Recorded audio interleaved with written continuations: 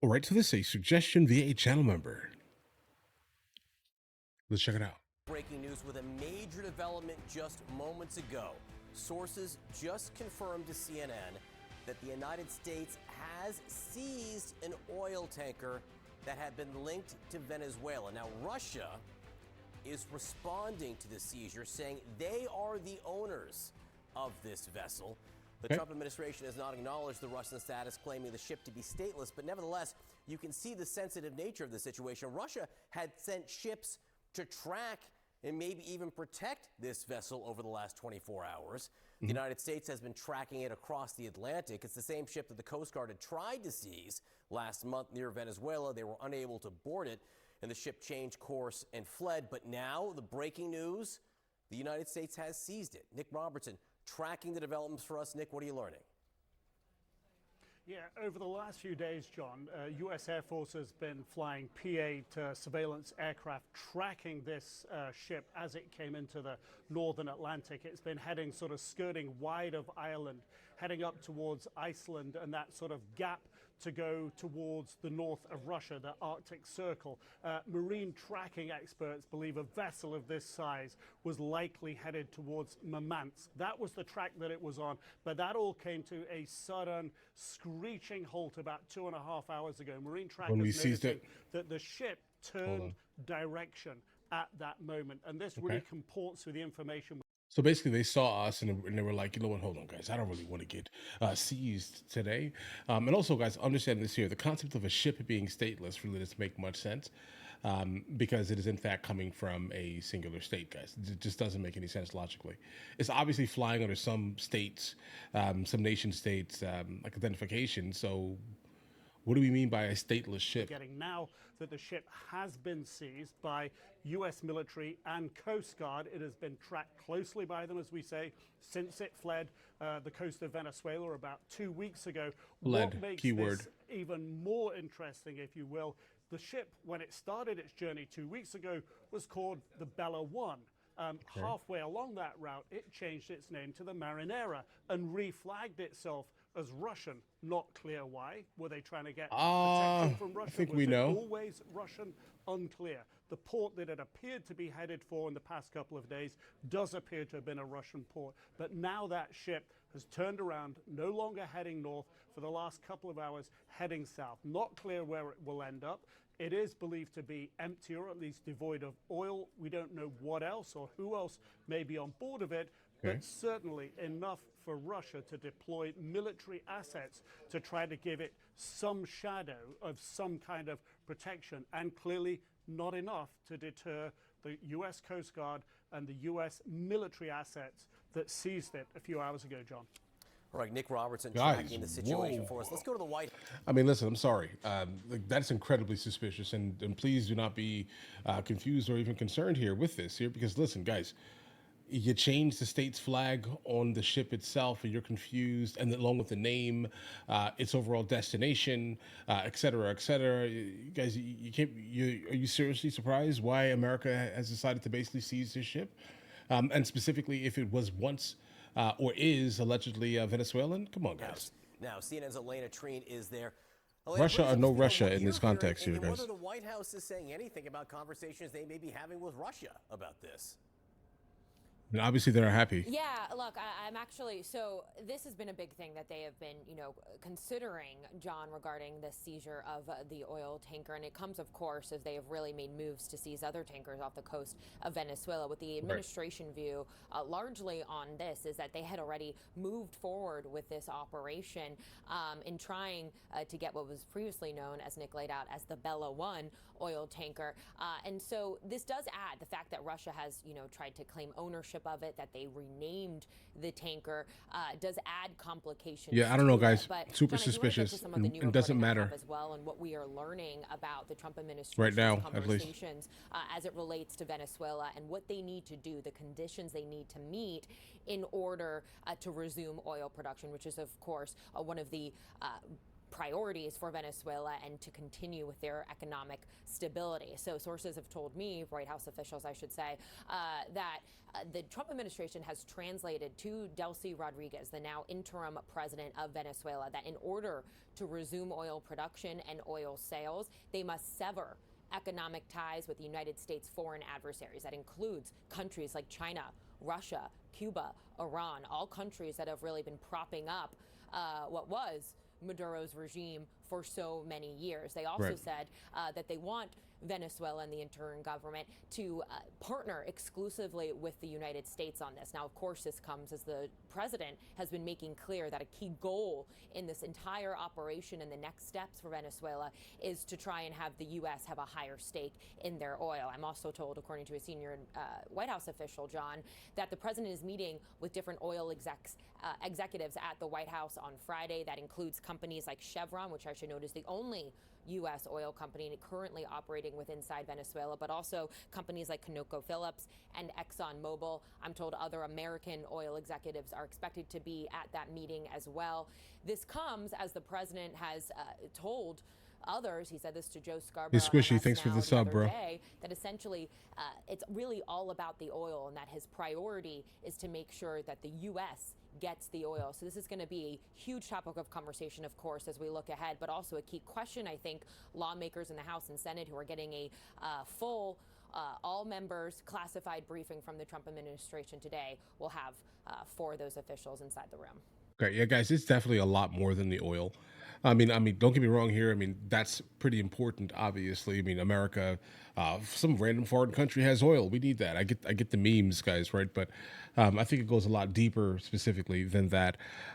If you actually are paying attention to what's actually happening here, you start to realize that they keep bringing up the Monroe Doctrine, basically focusing exclusively on the Western Hemisphere and removing any and everyone specifically that is close to the United States borders that can have the ability to kind of harm our overall interests, guys. You get what I'm saying here, guys? I mean, I think that's kind of like what the issue is right now, at least. You know, my opinion here. Hey, sweet old Bob, I appreciate you, bro. All right, Elena Treen at the White House for us, and our thanks to Nick Robertson, who's tracking the situation with that now seized vessel. All right, Sarah. All right, joining me now is Democratic Congressman Raja Krishnamurthy of Illinois, who is also running for Senate in that state. He sits on the House Intelligence Committee. Because we've just had this breaking news, this vessel has been seized. It now has a Russian flag on it. It is keyword. A Venezuelan oil tanker that reportedly does not have any oil in it, that is empty. What are your concerns here, and were you briefed on any of this? No, not at all. I think that this is obviously going to come up in our classified briefing in a couple hours. We have the right, obviously, to enforce international sanctions. However, nobody wants conflict or a war. Not at all. And we don't want a situation of open hostilities with the Russians. I also want to bring in CNN I agree military completely analyst and on retired that. U.S. Air Force Colonel Cedric Layton. We also have CNN Global Affairs analyst Kim Dozier. Great to have you both. Cedric, I want to start off with you. Just a few minutes ago, we heard the news that the United States has now seized Bela 1, the oil tanker that's now under a Russian flag. It was in December under a flag of Guyana. The U.S. wasn't able to seize it about a month ago and now successful. Take me through what you're reading into the operations out at sea. Yeah, well, Eleni, this is a very sophisticated operation that took place here. It involved a lot of assets from both the U.S. Navy and the U.S. Coast Guard, as well as some other assets, including special operations assets. So there was a movement of U.S. forces to Great Britain in the days just prior to the seizure today of the tanker Bela 1 / Marinera. And that is, a critical indicator that this ship had been followed by the U.S. and they had, for whatever reason, wanted to really focus on this tanker. So on the one hand, it's an oil tanker, but there may be some other things associated with this, because if the Reuters reports are correct that Claire mentioned, then there might be something else associated with this tanker, because the Russians moved assets, including possibly a submarine, to try to protect it. So from a purely military standpoint, when you look at how it's suspect. this was undertaken, very. it was very a very sophisticated operation, and they did it in spite of Russian attempts to protect it. And those Russian attempts were apparently, based on these reports that we're getting, unsuccessful. All right, Kim Dozier also with us. Kim, what are you reading into this? I mean, President Trump making good on his word, frankly, and wanting Venezuelan oil. This is a tanker that they tried to seize and were unsuccessful. And of course, the question of Russia comes into play here as he tries to negotiate with them on the issue of Ukraine. Is this going to infuriate the Russians and all sides involved? No, guys, no. It may well do, but I'm going to tell you why. I think no. Get ready. Emboldened by the seizure of Maduro and riding high on the success of that and the lack of the world's sort of pushback. There have been some statements against it, but no one's doing anything. Made Trump realize anew that when you're the superpower, there's nobody who can push back in the short term to stop you. And as Cedric was saying, there was a lot of Russian attention being paid to this ship, a lot of resources and assets protecting it, which makes you wonder what was the heck are they carrying? And what's now going on the there? press is going to be able to find out. It also comes at the same time that both Russia and China are upset over the attack on one of their allies, Venezuela, that they rely on for oil. So it is a way of Trump sending a signal to those other would-be superpowers that he has a way of, seizing the jewels and making them sit up and take notice. But there will be some sort of payback down the line. And I don't think the White House is really calculating that yet.